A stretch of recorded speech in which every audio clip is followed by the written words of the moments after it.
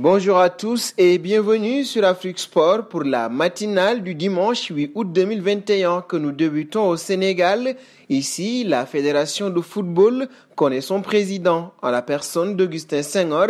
Ce dernier rempile pour un 4e mandat à la tête de l'institution dirigeante du football sénégalais. Des 449 suffrages valablement exprimés, 4 bulletins sont revenus nuls et Augustin Senghor a récolté 326 voix contre 123 pour Madi Touré. En plus du président de la Fédération sénégalaise de football, les électeurs ont élu 16 autres membres du comité exécutif de l'instance dirigeante du football sénégalais.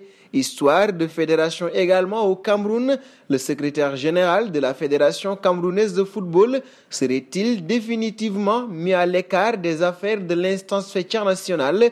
C'est ce qui semble se dessiner ces derniers jours. Benjamin Didier Banlok n'est plus associé aux événements officiels de la FECAFOOT.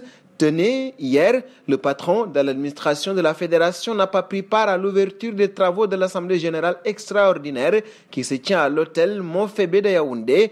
Benjamin Didier Banlok était également absent la veille lors de la réunion du comité exécutif de la FECAFOOT. C'est tendu, comme dirait l'autre.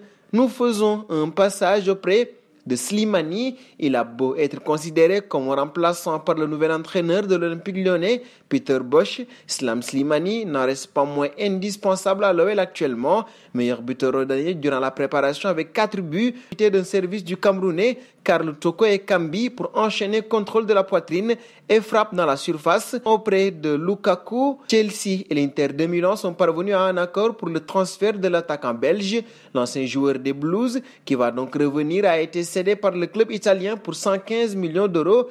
Avant d'en arriver là, l'Inter de Milan avait refusé 2 offres en provenance de Chelsea. Le deuxième fut la bonne, avec notamment un montant de 100 millions d'euros plus Marcos Alonso. Au final, l'opération s'est conclue sur du cash, ce que souhaitait le club lombard avant tout. Pour rappel, Romelu Lukaku avait quitté Chelsea en 2014.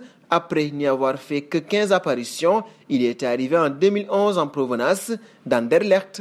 Nous terminerons avec Messi qui devrait assister ce dimanche soir au Trophée Gamper au Camp Nou entre Barcelone et la Juventus de Ronaldo dans la peau d'un joueur catalan encore pour plusieurs saisons, mais cela ne se fera pas. À la place, il tiendra une conférence de presse mondialisée dans quelques heures afin de tirer sa révérence dignement, remercier les Blaugrana et peut-être verser quelques larmes sur une histoire d'amour de 20 ans achevée dans le fracas du bruit de vaisselle. Barcelone et le Messi se quittent et il est possible que la star argentine en dise suffisamment pour que l'on comprenne aussi son dépit, voire son écœurement. En attendant, le PSG s'active pour le signer. De son côté, Fabrizio Romano annonce que Lionel Messi attend le PSG qui doit lui proposer un contrat pour que les discussions s'ouvrent plus en détail. Le PSG est confiant dans ce dossier. Mieux, le Parisien dévoile le jour de la présentation de Messi, calé pour ce mardi. Le journal précise que le vestiaire ainsi que les salariés du club ont déjà été mieux au courant du fait que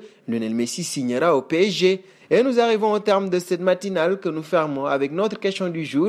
Pensez-vous que Lukaku réussira à Chelsea? Vos réponses seront attendues en commentaire.